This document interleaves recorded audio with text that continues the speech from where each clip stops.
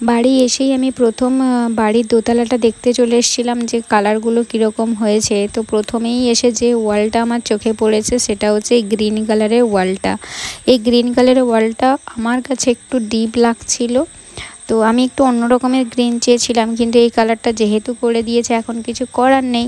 তাই আমি আমার এবার ক্রিয়েটিভিটিগুলোকে কাজে লাগানোর চেষ্টা করছি। তাই বাড়ি এসে পরের দিনে আমি লেগে পড়েছি, কারণ এই গ্রিন কালারটা আমার কাছে একটু বেশি ডিপ লাগছিল। তাই গ্রিনটা যাতে বেশি মনে না হয় সেটাকে চাপার জন্যই আমার কাজ।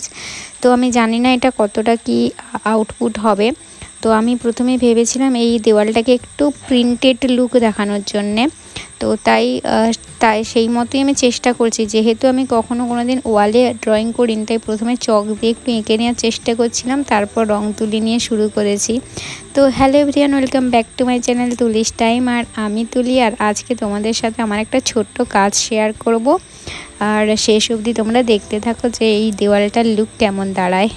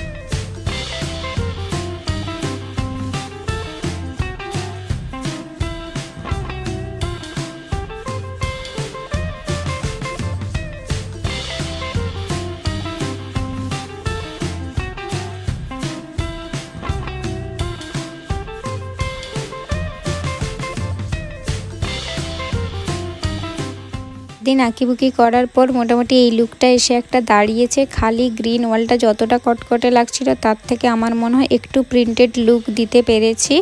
তো জানি না এটা কেমন লাগলো, বাকিরা বলতে পারবে ঠিক কেমন লাগলো। আমি নিজে করেছি তাই আমার নিজের মোটামুটি ঠিকই লাগছে, ভালো লাগছে। তো দেখা হচ্ছে নতুন একটা কোনো কাজ নিয়ে।